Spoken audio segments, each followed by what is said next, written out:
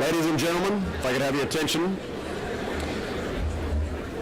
My name is John Bretz, and I'm the current chairman of the World Affairs Council of Houston. It is my distinct honor today to honor our speaker, Robert Gates. You may remember Bob Gates' confirmation hearing for Secretary of Defense. The first question that Ranking Member Carl Levin asked him was, Mr. Gates, do you believe that we are currently winning in Iraq? And Bob Gates replied with two simple words, no, sir.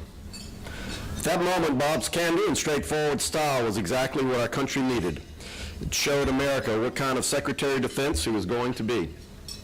He had a sense of professionalism and integrity that was respected by folks on both sides of the aisle and by all of the 6 presidents he had served during his distinguished career. Robert Gates is a native of Wichita, Kansas. He graduated from the College of William and Mary with a bachelor's degree in history and later received a master's in history from Indiana University and a PhD in Soviet and Russian history from Georgetown University. While he is now a regent of the College of William and Mary, we in Texas like to think that his time as the president of A&M is his most illustrious academic service. Gates is an exceptional patriot who, as the 22nd Defense Secretary and the 15th CIA Director, served with singular ability and uncommon dedication during our nation's most volatile, complex, and turbulent times. He understood the changing nature of security challenges and shifted military spending to put more emphasis on special operations and counterinsurgency efforts. But from the day he entered the Pentagon, he was committed to making sure that our troops in Iraq and Afghanistan had everything they needed to succeed. Never forgetting that these were very turbulent times for our men and women in uniform and their families also, Gates ensured that our soldiers, Marines, sailors, and airmen received the best training and were equipped with the best technologies, both in arms and equipment, to make our armed forces the best in the world. Robert Gates is an educator, a presidential advisor, and a strong supporter of national defense. His love of country begins with love and respect of our young men and women in uniform. He's going to talk to us today about a period of his service, primarily the years that covered the war in Iraq and Afghanistan, as recounted in his memoir, Duty. Described as candid, straightforward, it covers the wars abroad as well as the political battles at home. Ladies and gentlemen, please join me in giving a warm Houston welcome to an American hero, Robert Gates.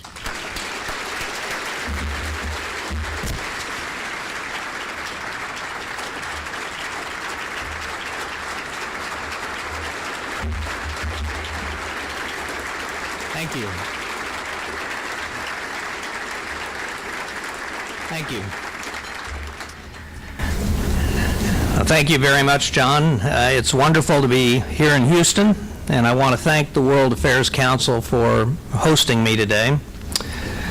So a word about the neck brace. Before I became Secretary of Defense, I had never had a broken bone or a surgery. Then as Secretary in 2008, I fell on the ice and broke my shoulder in 3 places. 10 months later, I tore the bicep tendon in the other arm. My security detail soon realized that Al-Qaeda was a trivial threat to me compared to the damage I was capable of doing to myself. Tripping on a rug at home on New Year's Day is the latest chapter in this sorry record. So on to the book. Let me read the first 2 sentences of the first chapter, and I quote, I had become the president of Texas A&M University in August 2002, and by October 2006, I was well into my 5th year. I was very happy there, and many, but not all Aggies, believed that I was making significant improvements in nearly all aspects of the university, except for football. End quote. On November 8th, 2006, just as President George W. Bush was announcing that he would nominate me as Secretary of Defense, an email was sent from me to the entire Texas A&M University community. It said, in part, and I quote, I must tell you that while I chose Texas A&M over returning to government as Director of National Intelligence in 2005, much has happened both here and around the world since then. I love Texas A&M deeply, but I love our country more. And like the many Aggies in uniform, I am obligated to do my duty. And so I must go. I hope you have some idea of how painful that is for me and how much I will miss you and this unique American institution. My book, Duty, is about my subsequent 4.5 years at war. It is, of course, principally about the wars in Iraq and Afghanistan, where initial victories in both countries were squandered by mistakes, short-sightedness, and conflict in the field as well as in Washington, leading to long, brutal campaigns to avert strategic defeat. But this book is also about my political war with Congress every day I was in office, and the dramatic contrast between my public respect, bipartisanship, and calm, and my private disgust, frustration, and anger. There were also political wars with the White House, often with the White House staff, occasionally with the presidents themselves, more with President Obama than with President Bush.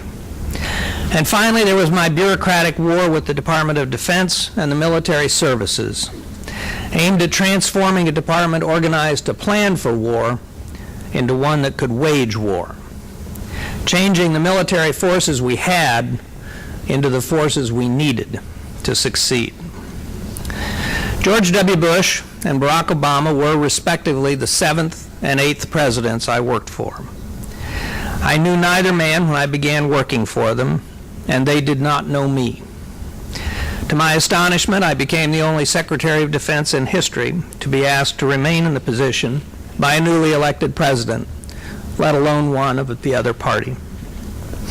I first came to the job in mid-December 2006 with the sole purpose of doing what I could to salvage the mission in Iraq from disaster. I had no idea how to do it, nor any idea of the sweeping changes I would need to make at the Pentagon to get it done. And I had no idea how dramatically and how far my mission over time would expand beyond Iraq. As I look back, there is a parallel theme to my 4.5 years at war: love. By that, I mean the love, and there is no other word for it, I came to feel for the troops, the overwhelming sense of personal responsibility I developed for them, so much so that it would shape some of my most significant decisions and positions. Toward the end of my time in office, I could hardly speak to them or about them without being overcome with emotion. Early in my 5th year, I came to believe that my determination to protect them in the wars we were already in and from new wars was clouding my judgment and diminishing my usefulness to the president, and thus played a part in my decision to step down. I make no pretense that this book is a complete, much less definitive history of the period from 2006 to 2011. It is simply my personal story about being Secretary of Defense during those turbulent, difficult years. Why did I write it now and not wait until President Obama left office? Because the major themes of the book address issues that are important today, not necessarily in 2017. How to deal with the Middle East, where the Arab Spring has given way to political and security winter. Whether to attack Iran or Syria. How to deal with China. How much defense capability do we need, and for what? How to reform Pentagon spending. With a polarized, paralyzed Congress, is it possible to have a coherent national security strategy? Dealing with civilian-military relations, including between presidents and senior military leaders. Is defense reform even possible, given the parochialism and self-interestedness of members of Congress? Is our national security policy too militarized? These are urgent questions for today. And with the perspective of a historian and someone who served 8 presidents, I believe I have something relevant to say on each of these current issues based on my experience and my observations during 4.5 years as Secretary of Defense. Throughout those years, I was treated by Presidents Bush and Obama with consistent generosity, trust, and confidence. They both gave me the opportunity and the honor of a lifetime in serving as Secretary. With only a few exceptions, members of Congress, both Republicans and Democrats, were respectful and gracious toward me, both publicly and privately. Overall, the press coverage of me and my actions was substantive, thoughtful, and by Washington standards, positive and even gentle. In both administrations, I liked and enjoyed nearly everyone I worked with at the White House, the National Security Council, other departments and agencies, and above all at the Department of Defense. Treated better for longer than almost anyone in a senior position I could remember during the 8 presidencies in which I had served. Why did I feel like I was so constantly at war with everybody? Why was I so often so angry? Why did I so dislike being back in Washington and back in government? It was because, despite everyone being nice to me, getting anything of consequence done in Washington was so damnably difficult, even in the midst of 2 wars. From the bureaucratic inertia and complexity of the Pentagon to internal conflicts within the executive branch, the partisan abyss in Congress on every issue from the budget to wars, the single-minded parochial self-interest of so many individual members of Congress, the magnetic pull exercised by the White House and the NSC staff, especially in the Obama administration, to bring everything under their operational control and micromanagement. All of these things made every issue a source of conflict and stress. I was more than happy to fight these fights, especially on behalf of the troops and the success of the mission. At times, I relished the prospect. But over time, the broad dysfunction in Washington wore me down, even as I tried to maintain a public posture of nonpartisan calm, reason, and conciliation. Every day I was Secretary of Defense, I was at war with the Congress. In the Bush administration, my fights with Congress were mostly over Iraq troop levels, timetables and deadlines, and war budgets. When I turned my focus to the overall defense budget under President Obama, I was continuously outraged by the parochial self-interest of all but a very few members of Congress. Any defense facility or contract in their district or state, no matter how superfluous or wasteful, was sacrosanct. Every contract defended to the death. In addition to rampant parochialism and self-serving behavior, my other main frustration with Congress was its failure to do its most basic job under the Constitution, appropriate money. I prepared 5 budgets for Congress from 2007 to 2011, and not once was a defense appropriations bill enacted before the start of the new fiscal year. This dereliction of duty was dramatically disruptive of sensible and efficient management of the department. Beyond all this, I was exceptionally offended by the constant adversarial, inquisition-like treatment of executive branch officials by most members of Congress across the political spectrum. When the television cameras are turned on in a hearing, it has the same effect on members of Congress as a full moon on werewolves. Sharp questioning of witnesses should be expected and is entirely appropriate. But rude, insulting, belittling, bullying, and all too often highly personal attacks by members of Congress violated every norm of civil behavior as they postured and acted as judge, jury, and executioner. My view of Congress? Uncivil, incompetent in fulfilling basic constitutional responsibilities, such as timely appropriations, micromanagerial, parochial, hypocritical, egotistical, thin-skinned, often putting self and re-election before country. I won broad praise from members of Congress and the press for my patience, civility, restraint, and respectful, calm demeanor during hearings. That is only because they did not know what I was actually thinking at the time. Through all that, for 4.5 years, the clenched teeth behind my smile when dealing with Congress remained well hidden. It was just another battlefield in my wars. It is difficult to imagine two more different men than George W. Bush and Barack Obama. Clearly, I had fewer issues with Bush, partly because I worked for him in the last 2 years of his presidency, when, with the exception of the Iraq surge, at least in national security affairs, nearly all of the big decisions had already been made. I did cross swords with Obama on 2 issues. Our disagreements on the defense budget in 2010 and 2011 were explicit, often discussed face-to-face. I wanted to restructure defense spending to make it more efficient and disciplined, reducing bureaucratic overhead and waste and canceling weak programs in order to preserve and enhance military capabilities. I did not want to cut the overall budget itself, just spend it far more wisely.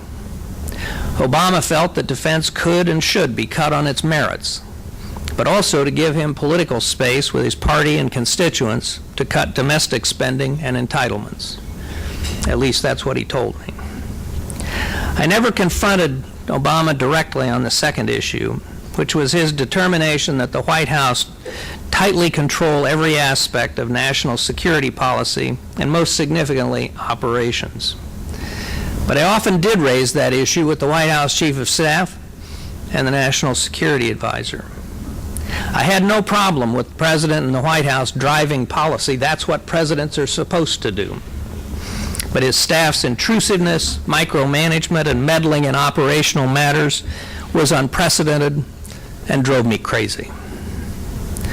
Both presidents were devoted to the troops and did all that could be expected to support them and their families, the wounded, and the families of the fallen.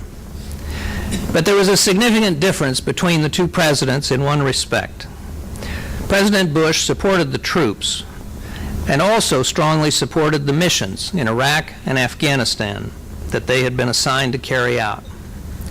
Obama opposed the mission in Iraq and came to be skeptical of the mission in Afghanistan. I agreed with virtually all of Obama's decisions on Afghanistan in 2009 and 10, and continued to support them even as he began to have reservations during 2010 over whether the strategy could be successful. But except for 1 or 2 occasions, Obama seemed detached from the war, failing to tell the troops why their sacrifice was necessary, why their cause was noble and just, why their mission was important enough to risk their lives.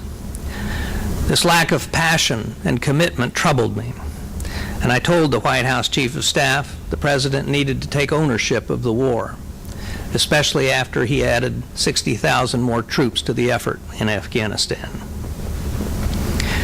My personal relationship with Bush and Obama was relaxed and casual, but isn't entirely professional. The relationship with both was close enough to allow for joking and kidding. More than once, when Obama would comment on the wide array of genuinely tough problems he was facing, I would ask him, "Tell me again why you wanted to do this?" I witnessed both of those presidents make decisions they believed to be in the best interest of the country, regardless of the domestic political consequences, both thereby earning my highest possible respect and praise. I liked and respected both men. My time as Secretary of Defense reinforced my belief that in recent decades, American presidents, confronted with a tough problem abroad, have too often been too quick to reach for a gun, to use military force. As I say in the book, I strongly believe America must continue to fulfill its global responsibilities. but we need to better appreciate that there are limits to what the United States, still by far the strongest and greatest nation on earth, can do in an often cruel and challenging world. Not every outrage, every act of aggression, every oppression, or every crisis could or should elicit an American military response. We must always be prepared and willing to use our military forces when our security, our vital interests, or those of our allies are threatened or attacked. But as I say in the book, I believe the use of military force should be the last resort, and our objectives clearly and realistically defined. And presidents need to be more willing and skillful in using tools in the national security kit in addition to hammers. Our foreign and national security policy has become too militarized, the use of force too easy for presidents. When I was asked in October 2006 if I would be willing to serve as secretary, I said that because all those kids out there were doing their duty, I had no choice but to do mine. The troops were the reason I took the job, and they became the reason I stayed. Being called the soldier's secretary because I cared so much about them was the highest compliment imaginable. The tone for my tenure as Secretary of Defense was unexpectedly set in an encounter in Washington, D.C. prior to my confirmation hearings. I was having dinner alone in a hotel dining room when a middle-aged woman came up to my table and asked if I were Mr. Gates, the new Defense Secretary. I said yes.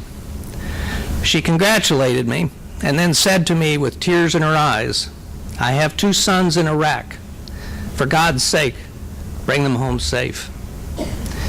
Our wars suddenly became very real to me, along with the responsibility that I was taking on for all those in the fight. For the first time that night, I was frightened that I might not be able to meet that mother's and the country's expectations. It took only a few visits to the frontline troops in Iraq and Afghanistan before I began to feel a deep emotional attachment to them, a growing feeling that I was personally responsible for each of them. I was soon telling the kids at the military academies and those on the front lines that I had come to regard them as if they were my own sons and daughters, and that I would do everything in my power to get the equipment they needed to accomplish their mission and come home safely, and if wounded, to ensure that they got the best treatment in the world. What I didn't expect was that I would have to fight the Pentagon bureaucracy itself to fulfill my pledge to those amazing young people whose selfless service and sacrifice contrasted so vividly with so many self-serving elected and non-elected officials back home. My focus as secretary from day one was to force the Pentagon to meet the needs of the troops on the battlefield as quickly as possible, in weeks or months, not years. This would be true for the new heavily armored mine-resistant ambush-protected vehicles, the MRAPs, and also for other major needs such as intelligence, surveillance, and reconnaissance, reducing medevac response times, and myriad other needs where the requests had languished in the bowels of the Pentagon or vanished altogether.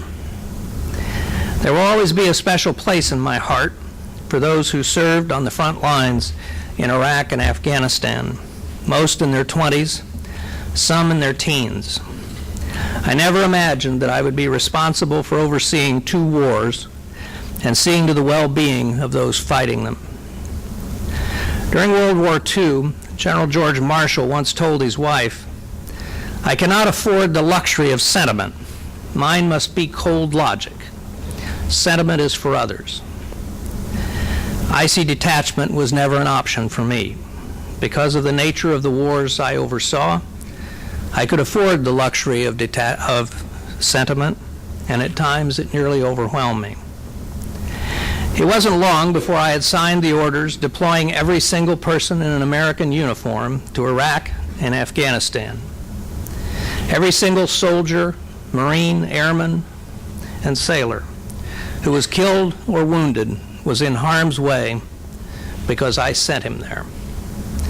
Determined never to let the fallen become statistics for me, I asked that every condolence letter I had to write be accompanied by a photo of the individual along with hometown news stories so I could read what his parents, brothers and sisters, spouses, coaches, teachers, and others had to say. So I could know whether he'd been an athlete, an honor student, or had been aimless and found direction in his life through military service. I wanted to know each of them as I wrote his condolence letter. But signing the deployment orders, visiting the hospitals, writing the condolence letters, and attending the funerals at Arlington all took a growing emotional toll on me.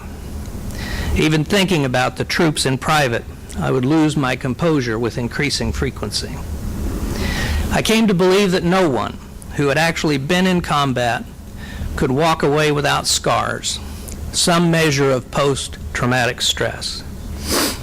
And while the wounded troops I visited in hospitals put on a brave front for me, in my mind's eye, I could see them lying awake, alone, in the hours before dawn, confronting their pain, their broken dreams, and their shattered lives. I would wake in the night and think back to a wounded soldier or Marine that I had seen in Landstuhl or Bethesda or Walter Reed. And in my imagination, I would put myself in the hospital room, and I would hold him to my chest, and I would comfort him. Silently, in the night at home, I wept for him. And so my answer to a young soldier's question in Afghanistan about what kept me awake at night, he did. My wars are over. For those who fought, for the wounded and their families, for the families of the fallen, the wars will continue for the rest of their lives. And so this book is dedicated to them. Thank you.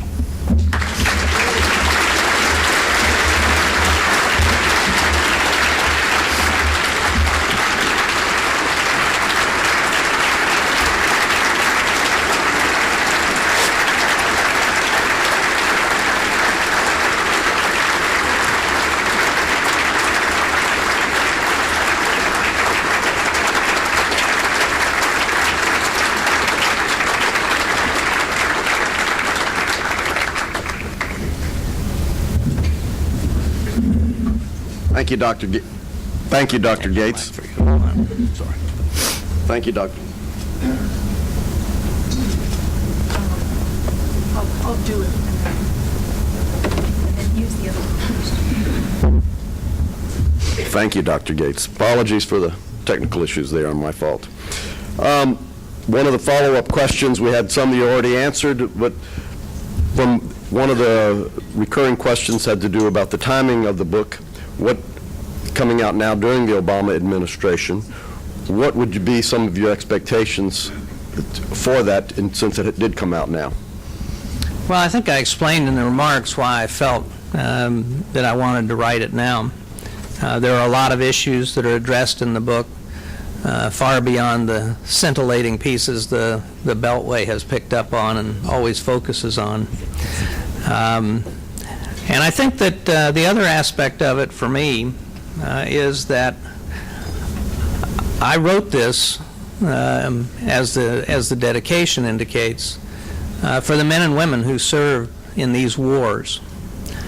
And I wanted them to know, while these memories were fresh, they were familiar with the battlefield in Iraq and Afghanistan. I wanted to acquaint them with the battlefield in Washington and what was going on there.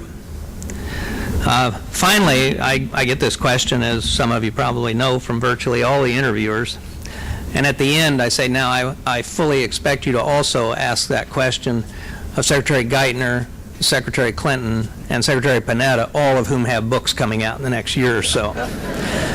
I will say this, in terms of recounting some of the conversations, I don't think there's a single conversation or exchange with the president in the book, with either president, that does not, in my view, portray those presidents in a positive light. Asking tough questions, pushing hard, not being willing to be spoon-fed information, disagreeing with their military commanders. I think this is what the American people want to know their commander-in-chief is doing. And I think that, therefore, this is not any kind of a betrayal of confidence with them. In the same part of the world, what should the U.S. be doing about Syria? Well, I was opposed to the use of force in Syria, and to be honest, as you know, many of you know, I opposed the use of force in Libya. My attitude in Libya, I mean, I would actually say in the Situation Room, can I just finish the 2 wars I'm already in before you guys go looking for another one? One of the points that I really emphasize in the book, and particularly in the last chapter, is we time and again forget all the lessons we should have learned about war. Everybody goes into war expecting them to be short. With rare exception, they never are. This year is the 100th anniversary of the First World War beginning. It began in August. Everybody thought they'd be home by Christmas. So we assume that we will get the job done, be gone, be out, it's all over. 10 years later, 12 years later in Afghanistan, we're still there. So when you commit, the other lesson that we forget is that when you take an action that is an act of war, the president loses control of the situation. The president was saying, when he was talking about using military force, one time in and out, no boots on the ground. Well, once he attacks the Syrian air defense system, an act of war, the initiative then passes to Assad. There are 7,000 Americans in Syria. What if he takes half of them prisoner? What if he starts to kill them? No boots on the ground? One time in and out? I don't think so. So you lose control. The unpredictability of war, the fact that it's not a science, that it's not a video game, gets lost on people. And that's why I think that the threshold for deploying military force and committing acts of war should be higher than it's been in recent years. I'm going to give you an extended answer to this question because it's an important one. And I will give you one historical precedent that's in the book. During President Eisenhower's time in office, 1953 to 1961, Russia became a thermonuclear power. China became a nuclear power. There was a war in the Middle East. We had continuing crises with China over Taiwan. The Joint Chiefs of Staff unanimously recommended that he use nuclear weapons to help the French in Indochina. We had revolutions in East Germany, Poland, and Hungary. We had a revolution in Cuba. And yet, from the time Eisenhower signed the North Korean armistice in July of 1953 until he left the presidency, not one American soldier died in combat.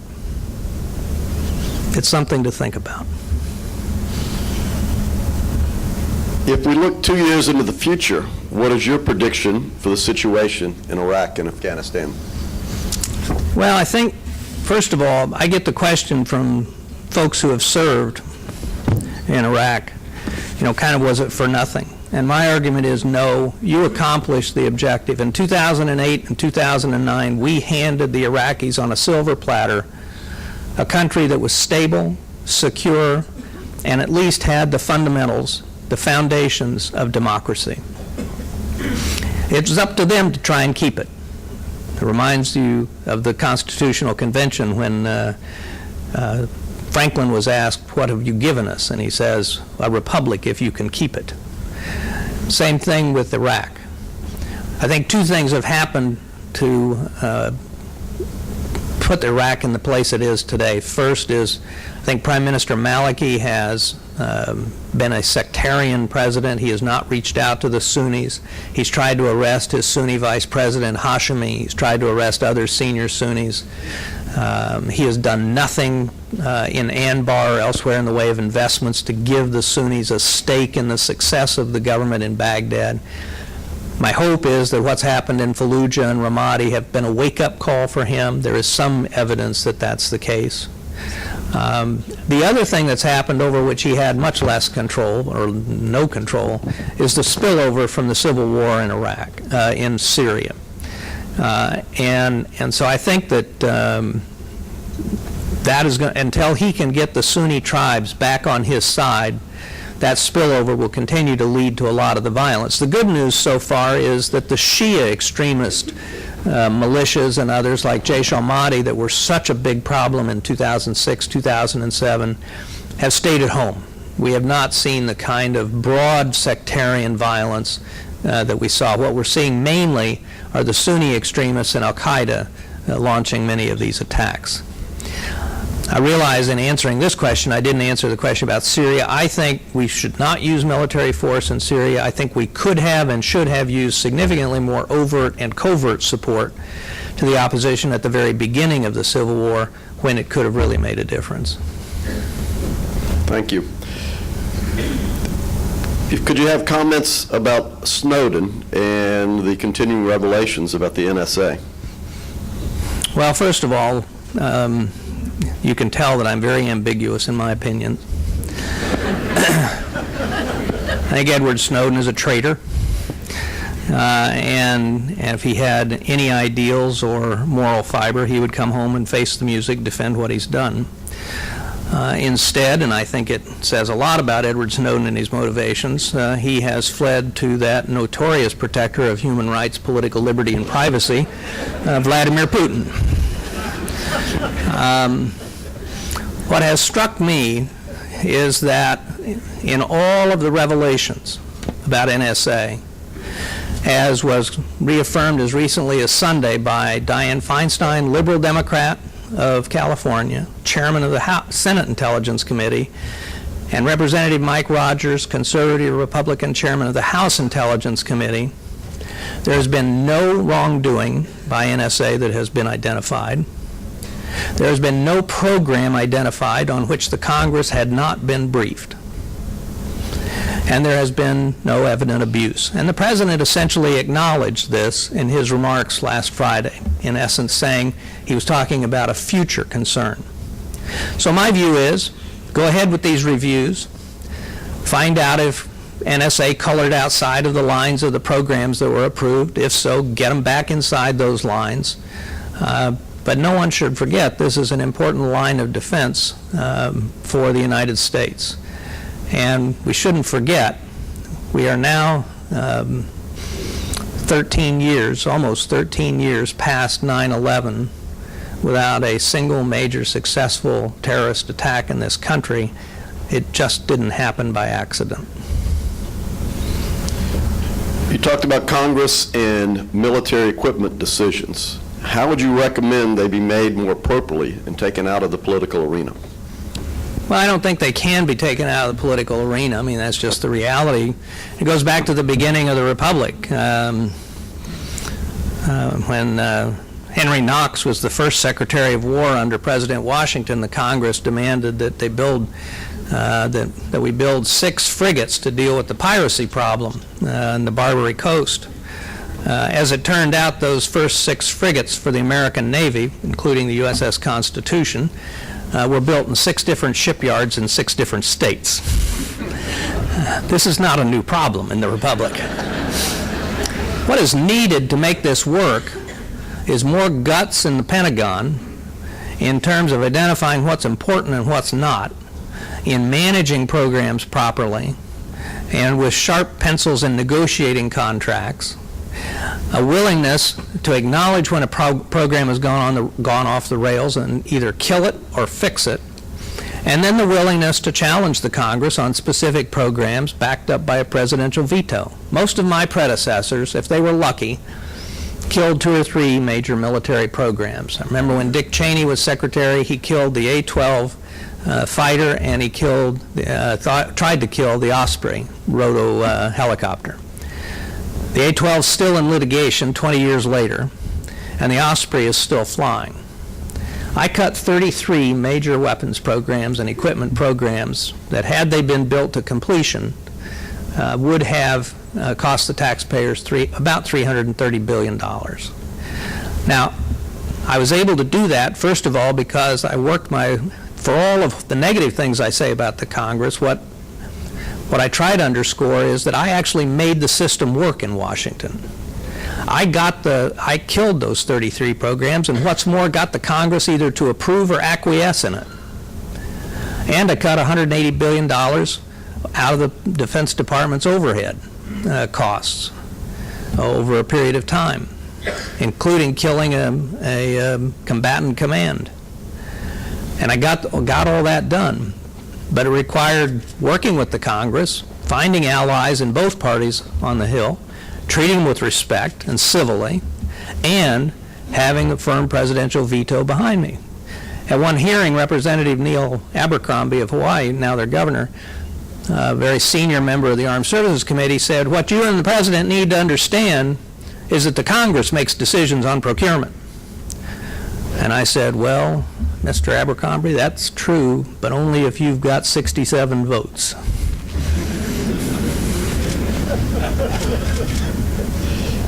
In your book, you made some honest comments about your long-term friendship with Ehud Barak and the Prime Minister. You also had some interesting comments about the current Prime Minister Netanyahu. Could you elaborate?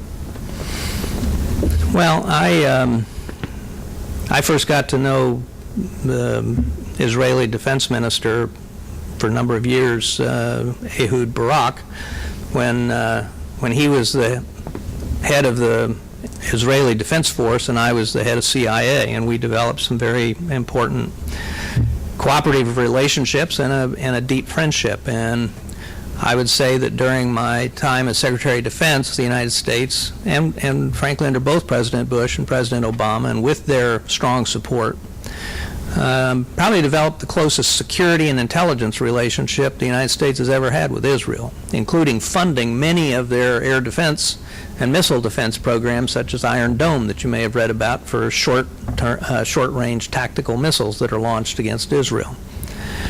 There are serious political differences between President Bush and mainly between President Obama and Prime Minister Netanyahu. I think, as I say in the book, I think that Israel's political leadership needs to look more carefully at the changing strategic environment in which Israel exists, and the fact that trends are not moving in its direction. For example, when I signed the deal with King Abdullah of Saudi Arabia to sell Saudi Arabia 80-some F-15 fighters, my pitch to the Israelis was, to both Netanyahu and Barak, was that in all the years of Israel's existence, Saudi Arabia has never fought a war against Israel, never fired a shot. They regard their worst enemy in the entire Middle East not as Israel, but as Iran. You guys have the same biggest enemy. There is no reason in the world, at least under the covers, for you all not to be cooperating against a common enemy. I think Barak understood that. I'm not sure that Netanyahu did. Israel is increasingly an island, and I think its political leaders, for whatever reasons, as I write about in the book, have overseen a worsening of relations with Turkey over the shooting of the people on the boat going to Gaza, the assassination of a Hamas leader in the UAE. These may have been morally justified, but they had strategic consequences in terms of two countries that were actually friendly to Israel and working with Israel.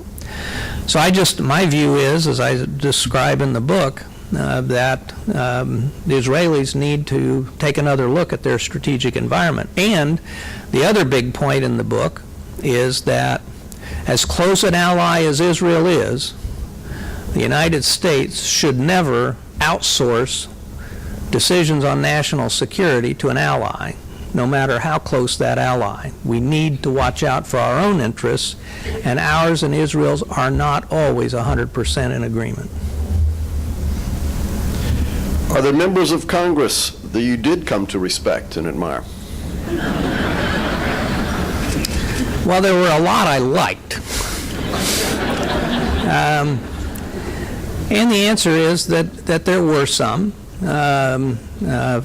for sure. I respected the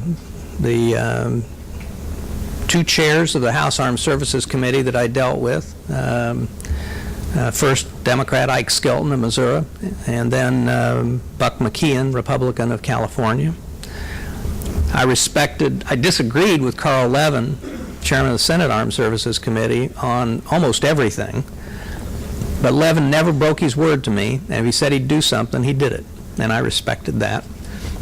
John McCain, as I write in the book, was always interesting to deal with. One hearing, he would be effusive in describing me as the greatest Secretary of Defense in history, and the next he'd be chewing my ass over something. But again, McCain was a man that if he gave you his word he'd do something, he did it. And for me, that's sort of the acid test with a lot of these folks. But I would have to confess, it's a short list. And this will be the last question for this afternoon. With the posturing going on for the current presidential runs, what qualifications would you wish to see in the next president? I got this question a lot in 2012, and I can't do any better than a statement that was made by Supreme Court Justice Oliver Wendell Holmes Jr. in the early 30s about Franklin Roosevelt. He said of Roosevelt, he has a second-rate intellect, but a first-rate temperament. I think that what we need in a president is a first-rate temperament, and not necessarily a guy who thinks he's the smartest man in the room.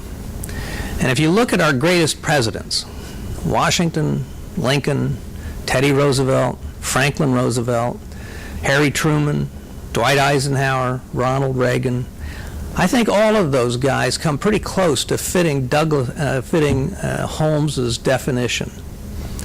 And they were all smart enough to surround themselves with people smarter than them. But then they weighed and sifted in a brain with extraordinary common sense and a feel for the American people the right decisions to make. So I think looking for temperament may be the most important. There is nothing that prepares you for being president. Literally nothing. I don't care whether you've been the governor of California or the governor of Texas or other big states. I'd run a couple of huge institutions when I became Secretary of Defense. But there is nothing that can prepare you for running an organization that has 3 million employees and a budget of over $700 billion a year. You can have some skills in leadership and in management, but there is nothing that you can put on your resume that will assure your success. At the end of the day, it comes down to your personal qualities and your own instincts. The same thing is true, I think, for presidents. Thank you.